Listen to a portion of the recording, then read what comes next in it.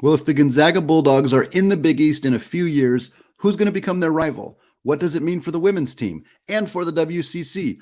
All of that and more discussed here today on Locked On Zags. Don't go away. You are Locked On Zags, your daily podcast on the Gonzaga Bulldogs. Part of the Locked On Podcast Network. Your team every day.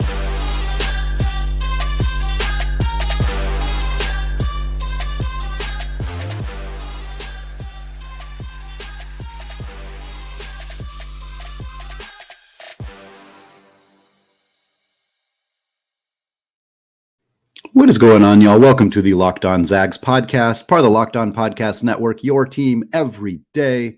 I am your host and longtime Gonzaga podcaster, Andy Patton, here to bring you daily reports through another season of Gonzaga Hoops. This episode of Locked On Zags is brought to you by Sling TV. Sling, the TV you love for a price you'll love. Try it today. All right, it's Mailbag Monday. Very, very exciting stuff. Lots of questions about the Big East today after Big East Commissioner Val Ackerman spoke about the conference's future and at least made it seem plausible that they would look to expand in a couple of years. We're going to talk about that here. This is just a reminder. If you are interested in participating in Mailbag Monday, multiple ways you can do so. You can tweet at me at Andy Patton CBB whenever you are thinking of a question. You can also respond to a tweet that I post on Sunday morning soliciting questions. You can also email me, andypatton013@gmail.com. Again, whenever you're thinking of a question, you can send multiple questions. You can send multiple emails, whatever it may be. That's a great way to get your questions into the show. All right, without further ado, let's get right into it. This question comes from David via Gmail. David says, if Gonzaga does move to the Big East, do you think they'll establish a rivalry with anyone in the conference? And will or could other teams join at the same time? Yeah, two great questions. Of course, that second question could potentially inform the first question, depending on which teams would join, if that is the case. For that situation, the Big East is at 11 right now. Again, Commissioner Val Ackerman made it clear that for right now, they're good at 11. They're not looking to expand at all. She mentioned they would consider expansion when their media rights deal is up, which is, I think, July 1st, 2025. That's kind of where a lot of this conversation has stemmed from, is that the timeline where Gonzaga would conceivably try to get into the Big East, that the Big East would accept them. Certainly if you're negotiating media rights deals and you can pull a program like the Zags, a perennial top contending team, number one seed, a team that has had, really high level players like Chet Holmgren, like Jalen Suggs, like Drew Timme, a program that's had a really strong relationship with ESPN for the last 10 years or so. Certainly makes sense that the Big East would like to try to pull Gonzaga in at that time to potentially renegotiate for more money in a contract. But it's not clear if that necessarily means they would need to get more than one school. Going from 11 to 12 makes a lot of sense for the Big East. It evens up the numbers. It evens up the matchups in the regular season. It tends to make things a lot easier. Clearly, there are a lot of elements of Big East and Gonzaga that are not necessarily super simple in terms of travel and geography and things like that. But numbers-wise, it could actually make some sense. Now, the Big East is talking to other schools. They made that clear that they've had informal conversations with multiple schools. We don't know exactly what schools those are. We have some guesses. The Dayton Flyers are very likely on that short list. St. Louis, the Billikens are likely on that list. Loyola Chicago, the Ramblers, potentially even looking out west beyond just Gonzaga. Maybe they're looking at St. Mary's. Randy Bennett, that program has had an incredible amount of consistency for a long time. I'm curious what that would look like if St. Mary's were to go to the Big East. I think it would be challenging for them in a lot of ways, but I don't think that team would just fall off on the wayside. I think they would still pick off some good games, play spoiler, potentially have a couple good enough seasons to really challenge for NCAA tournament bids. I don't think it would be a bad decision for the Big East to consider that, but I'm not getting the sense that the Big East is looking at doing a long-term or an expansive move out west, maybe just pulling Gonzaga in that regard. But I do think there are some other schools that could get a look, and potentially that could change the rivalry conversation.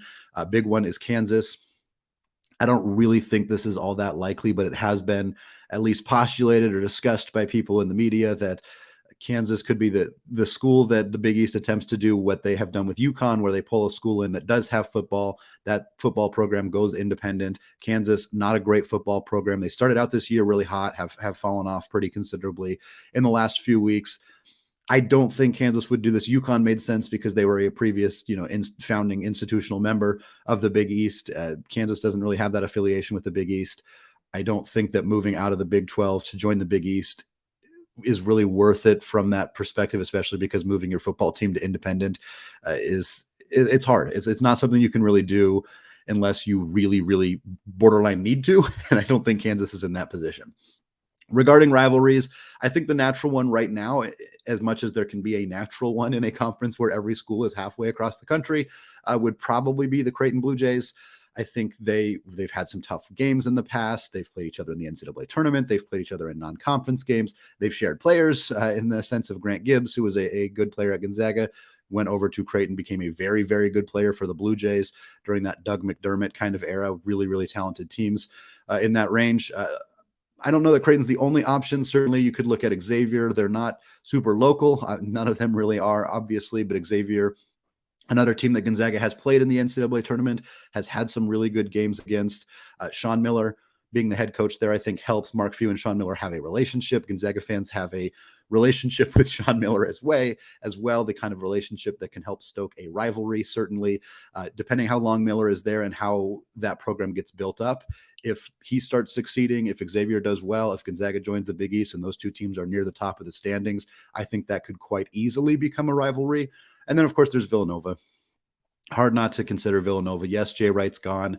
Kyle Neptune's going to be a phenomenal coach there. I think that program's going to have some success right out of the chutes. I don't think we're going to really see a huge drop from them.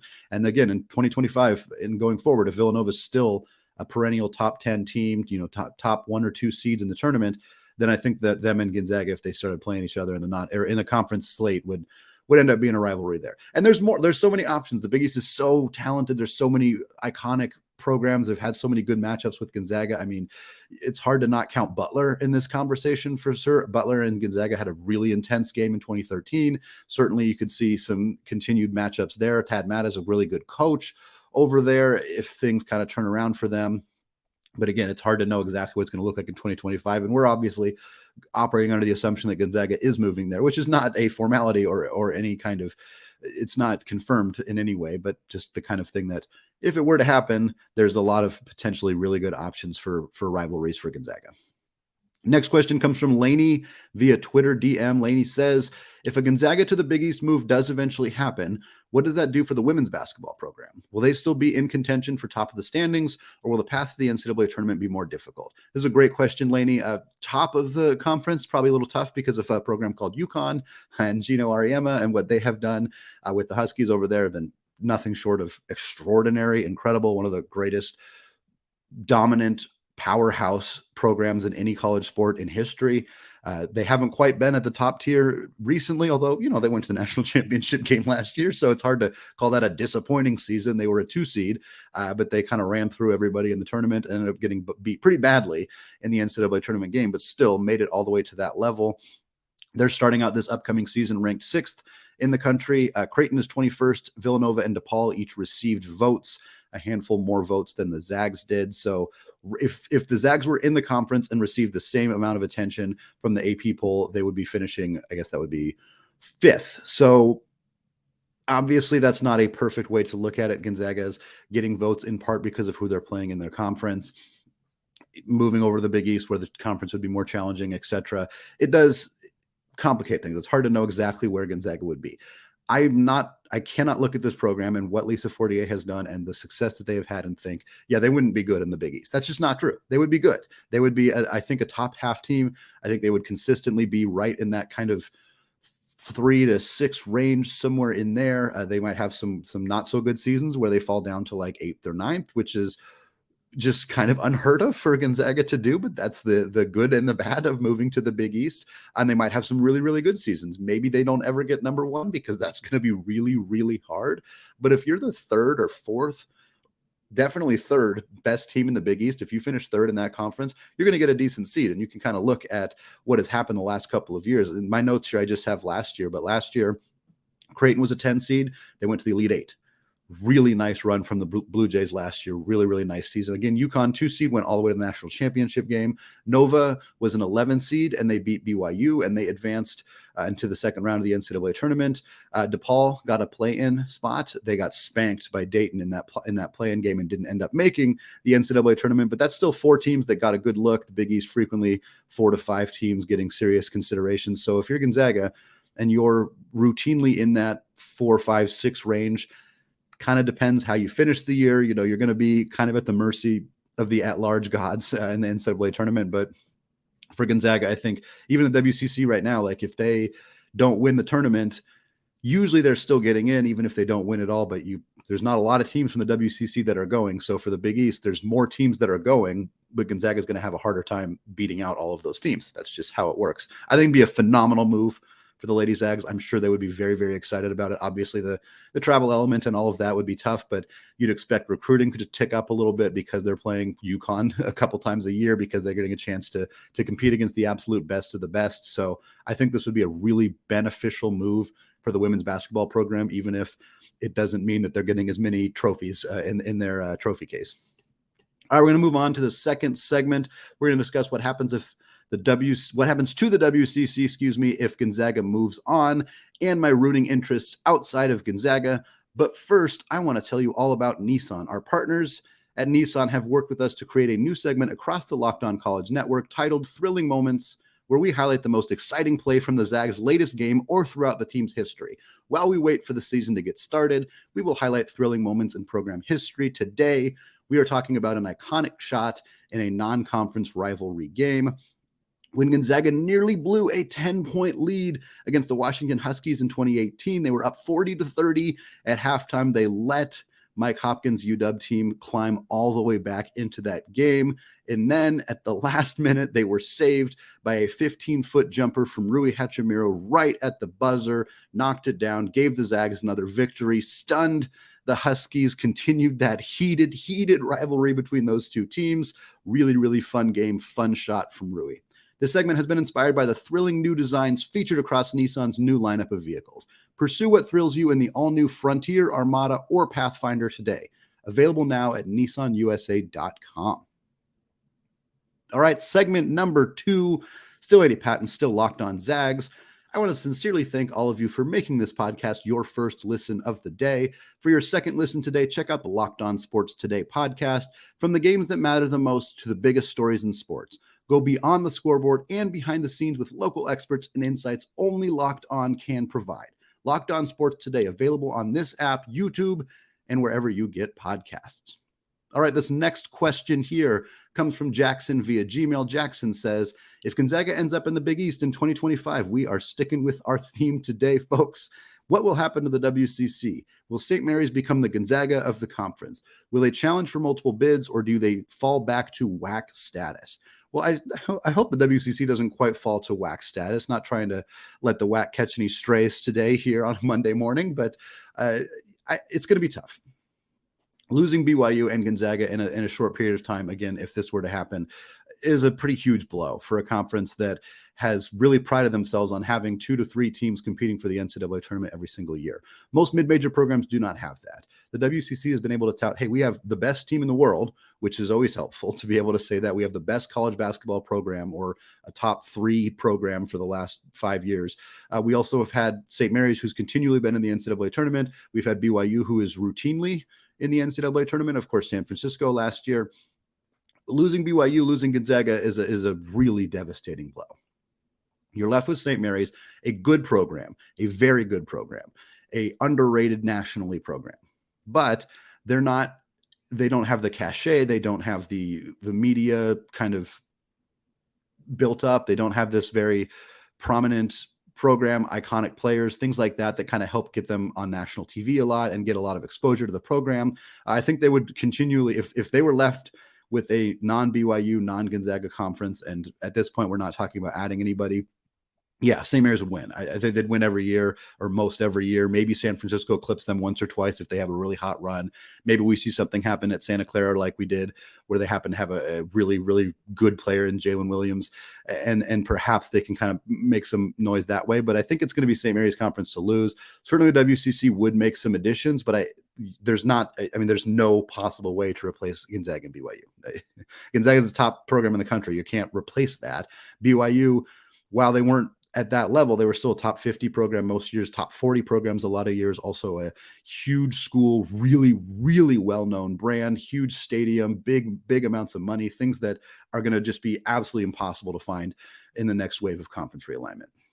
You talk about Grand Canyon, you talk about Seattle U, Wichita State, which would be a nice addition, maybe Cal Baptist, an up-and-coming program. There are some options out there that aren't bad, that aren't terrible necessarily, but nothing that comes close. I mean, none of those programs are anywhere near where Gonzaga and BYU are at their potential departure points, again, with Gonzaga being a if not when situation. So I think the WCC would still remain better than the WAC. I think, especially if they pulled somebody like Grand Canyon or Seattle U from the WAC, that would further weaken that conference and strengthen, or at least keep the WCC afloat a little bit longer. But we're going to be falling behind the Mountain West, that's for sure. The A10, some of those that are mid-tier mid-major conferences. WCC, instead of being one of the best mid-major conferences, would be a middle tier one. And that's a fairly significant drop. I think St. Mary's keeps that conference nationally relevant in the sense that they're still going to be talked about. There's still a program that's going to get potentially, top 6-7 seeds in March. That happens to them somewhat regularly. I think that would continue to happen, especially if they can continue to schedule better in the non-conference, something they've been working on doing there. But yeah, this would be a significant blow to the WCC. That goes without saying. Next question comes from Easton on Instagram. Easton says, are there any non-WCC college basketball programs or programs you're hoping to see succeed this year or going forward, and why? Yeah, well, I've mentioned this before, but I am an alumni of Seattle U. I graduated from Gonzaga in 2013, and I got my master's degree at Seattle U in 2015. So I've always been partial to the Red Hawks. Clearly, I mentioned them in that last comment, as I know for a fact that one of their big goals is to get into the WCC. This is something that they have been striving towards. They have been updating their facilities. They have been expanding their reach. They've been growing in every sport. Their soccer programs are phenomenal. Their baseball team has been a little inconsistent, but at times has been very, very good. Certainly, we've seen their basketball program have the best season they've had in a very long time last year under Coach Chris Victor, who started the season as an assistant coach, but took over early in the year after Coach Jim Hayford was let go. Victor led that team to a really, really nice season. Cameron Tyson is back, extraordinarily talented young guard. They lost Darion Trammell, who transferred to San Diego State and is going to be one of the best players in the league. I'm just going to tell you that right now. He's a real chance to be Mountain West Player of the Year, or at least all Mountain West first team. He's extraordinarily talented. Tough loss for Seattle U. They still have Riley Grigsby, though. I think this is going to be a good team. I think there's a reasonable chance that they're a bit of a sleeping giant. Seattle's a huge market. They are rebuilding facilities right now. The new facility, I don't know the timeline on it, but when they have this new facility on campus in Seattle, instead of having home games at Climate Pledge and instead of having home games in the small arena that they currently have, if they get this bigger facility, a multi-use building, get some more fan interest, get some recruits that start showing up because, hey, maybe I couldn't go to UW, but I want to stay in Seattle. And now that Seattle U's a bit more of a nationally relevant program, a team that's legitimately contending for NCAA tournament spots, you can start to see that grow a little bit for them. And I think college basketball would be better if Seattle U was good. They haven't been good since the 50s when they had Elgin Baylor, but I think it'd be nice to see another West Coast team kind of pop up, start to have some success, whether they are winning the WAC every single year or just winning it periodically, whether they do move over to the WCC, whatever it may be. It would be fun to see that program succeed. The other one for me is UNLV. I don't have any specific ties to UNLV, the Running Rebels, other than I think college basketball is better when UNLV is good. I think it's a good sport when UNLV is right there. They've been this powerhouse in basketball for a program that's synonymous with college basketball success. You look at Larry Johnson, the early 90s teams, it's just incredible amount of success. And now they're kind of just like a mid-tier team in the Mountain West. And I don't want to say that makes me sad. I don't have that strong of an emotional attachment to it, but it's nice when UNLV is good. It'd be nice to see their name cropping up alongside San Diego State, alongside Boise State, who I'm also rooting for because of Leon Rice, former Gonzaga assistant coach, who's the head coach over there, who recently signed a 5-year extension. He's doing a phenomenal job. Always good to see former Gonzaga coaches succeed. It goes without saying that I'm always rooting for them. So I'm always rooting for Long Beach State and the 49ers. I'm struggling to root for Arizona a little bit, but I love Tommy Lloyd, of course. So I'm happy to see him have success, even if it's at the expense of being at a program like Arizona. But UNLV is kind of a program that I wanted to mention because there's not an obvious tie to Gonzaga or to me personally, but just a program that I think the sport is better when UNLV is good. So it'd be nice to see them kind of turn this around. They've been struggling for the last few years. So if they could kind of get back into national relevance, I think that makes West Coast basketball a little bit more fun. It makes Mountain West basketball a little bit more fun. And it makes college basketball a little bit more fun. So nothing wrong with that, right? All right, 2 segments down. We're going to come back in the third and final segment. We're going to answer more listener submitted questions. We're talking about Zags and the NBA. But before we do that, I want to tell you all about Sweat Block. It's fall wedding season, and I cannot tell you how nice it is to not have to worry about sweating through my dress shirts while out on the dance floor thanks to Sweat Block. I was able to fix my sweating issue and still cut a rug with Sweat Block. Sweat Block was created by a doctor to help with his own excessive sweating. It is doctor created and doctor recommended. If you or someone you love is experiencing embarrassing sweat or odor, try Sweat Block. Save 20% with promo code LOCKEDON at sweatblock.com. Also available on Amazon. All right, segment 3. Still Andy Patton, still locked on Zags. And now we are talking about a pair of Zags in the NBA as we close out Mailbag Monday for the week, the last Mailbag Monday before the Zags will have at least played a game. It's an exhibition game against Tennessee on Friday, but still going to be fantastic to get to see the Zags in action. This next question comes from Sam via Twitter DM. Sam says, is Kelly Olynyk the greatest Zag to ever play for the Utah Jazz?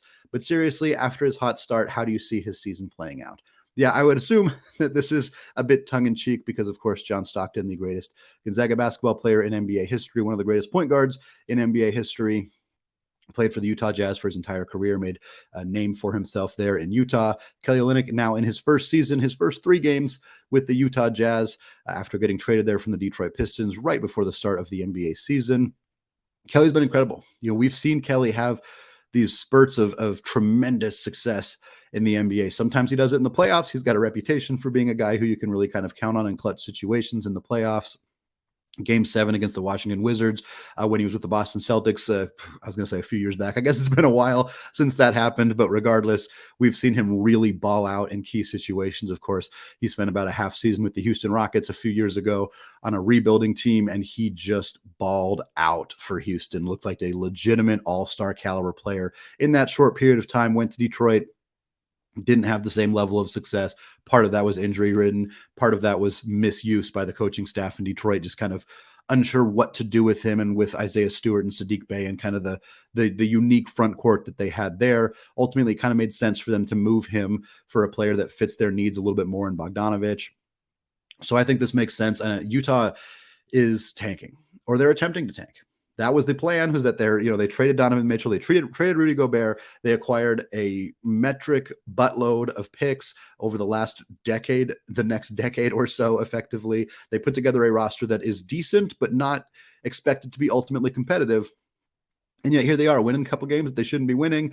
Kelly Olynyk hit a game-winning finger roll against the New Orleans Pelicans in their most recent game on Sunday evening. He went 5 for 6 from deep against the Minnesota Timberwolves in his second game of the season so far. Again, through just 3 games this year, he's averaging 16.5 points, 3 assists, 2 rebounds. He's shooting just under 48% on 2-pointers, and he's shooting a whopping 75% from 3. That is 9 for 12 from distance on the year, 80% from the free throw line as well. I like what I'm seeing out of Kelly. Watched about one half of Utah Jazz basketball this season, but I've watched highlights. I've read updates on kind of what they're doing with him. It sounds like he's getting a chance to play more of a role similar to what he played in Houston, which is what we were hoping to see for Kelly Olynyk, because we know that he can succeed in that kind of role, in that situation. More of a facilitator, not playing as much underneath the rim, kind of being asked to get the ball away from the rim, attack on the dribble, do dribble handoffs, pass the ball, facilitate the offense. That's why you're seeing, he's only got 6 rebounds in 3 games, which is unusual for a 7-footer, but he's got 9 assists in 3 games as well. So we're seeing him be more of a facilitator, be more of a scorer. Again, this Utah team, not particularly great, not a lot of stars or high usage rate players on the team, which allows Kelly to be more of a high usage guy. He's starting. He played 37 minutes against the Pelicans, 37 minutes for Kelly Olynyk in his 11th NBA season coming off a major knee surgery. You love to see all of that. I don't know how Kelly's season's going to finish up, although I can tell you one thing. If Utah's pretty committed to the tank, if they want Wembanyama, if they want Scoot Henderson, the projected second pick in the next draft, they're going to probably have to trade Kelly. Kelly does not want to be on a tanking team. He is going to lead your team to victory. Clearly, that is what he did against the Pelicans. He hit it. It was a bit of an ugly shot if you haven't seen the highlight, but Kelly made a lot of ugly shots while he was at Gonzaga. He's made a lot of ugly shots in his NBA career. I don't think that it's luck. I don't think that it's slop. I think that he just makes ugly shots. That is what he can do amongst many other talents that he has in the NBA. And I think that ultimately, if he continues to play well, he's going to endear himself to the Jazz faithful. But more importantly, I think the Utah team is going to say, well, what can we get for him? Can we trade him at the deadline for a couple of picks or, a salary match that we can cut and then also a few picks? And I think that, I don't know if he's going to average 16 and 3 for the rest of the season, but I don't think it's crazy at all to imagine him averaging around that from now until February. And then I think at that point, Utah would look seriously to find a team to trade him to who is contending, who maybe has an injury in the front court, or who just needs some more depth out there, needs a player who can stretch the floor, whatever it may be. I think if that happens, it's great news for Utah because that's what they acquired him to do effectively, is be trade bait to get more picks, more assets in the future. And I think it's good for Kelly in the sense that he then gets to go play for a championship. He's been to NBA finals. He's been on that stage. He wants to be back there. I also think it probably would hurt his production if he got traded to a team in the middle of the season that probably wouldn't use him nearly as much as the Utah Jazz are using him. I say probably, but that's pretty much a guarantee that that's how it would go. So Kelly may not have the same production. He may not be his numbers on the back of his basketball card may not look as good on the new team that he goes to. But ultimately, if he's a contender, a role player for a team that's going places, that's trying to win a national championship or an NBA finals championship, I think that he'd be happy with that. I think the Utah Jazz would be happy with that. I think whatever team acquires him would be quite happy with that. So we're only 3 games in, so there's a long time to go. But right now, it looks like things are all going as planned for Kelly Olynyk and the Utah Jazz. Final question of the show comes from Taylor via Gmail. Taylor says, what is Jalen Suggs' overall NBA potential at this point, and what does he need to do to reach his ceiling?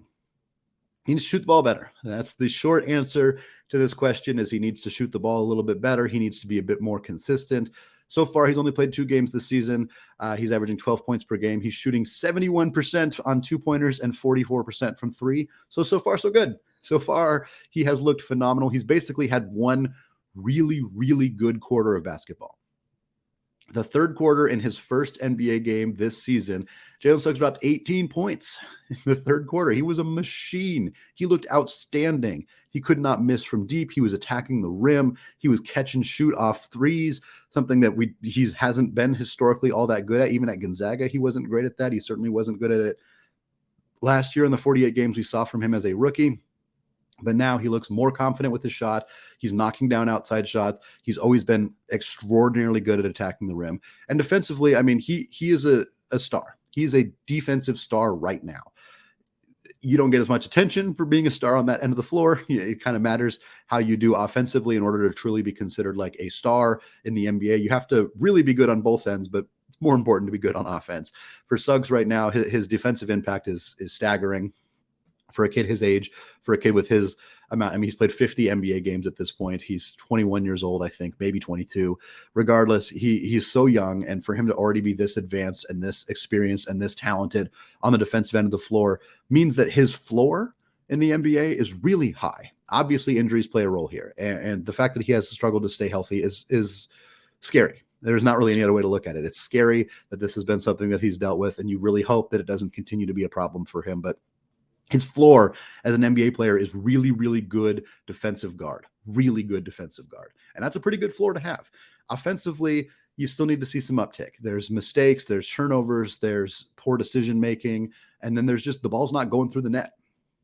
Sometimes it's not because he's taking bad shots. Sometimes he's taking good shots. He's taking shots that are designed for him in the offense, looks that he's supposed to be taking, and they're just not going down. That'll probably even out in time. He'll get better as a shooter because you know what we know about Jalen Suggs is he's going to work really, really hard to improve the areas of his game that he needs to improve. It is fairly clear what needs to be improved for Jalen Suggs right now. The outside shooting is a huge, huge element of that. If he can improve that, he doesn't need to be a 45% three-point shooter. He doesn't need to be like leading the league or leading his team. He barely, I don't think that he doesn't even need to be average. Like, it would be nice if he could get up to like 36, 37%, which is about what average is. But if he's 34, 33%, that's not great.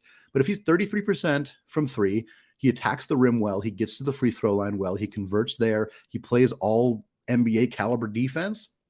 That's pretty darn good. I think that the ceiling is a little bit higher than that, but I think that being like the floor or the mid-level for him, 14, 15, maybe 17 points per game, 4 or 5 rebounds, 4 or 5 assists, 32% from three, but he attacks the rim well. He plays exceptional defense, couple steals per game. His analytical numbers on defense are really, really good.